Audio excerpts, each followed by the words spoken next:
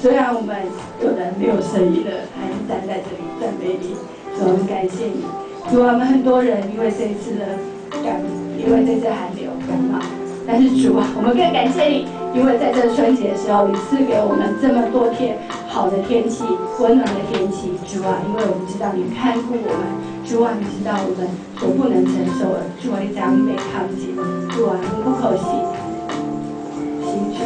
是主你。稳定的主人，主啊，感谢你。我们要怎样？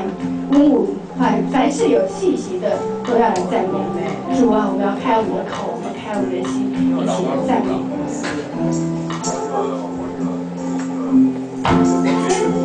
在上面是。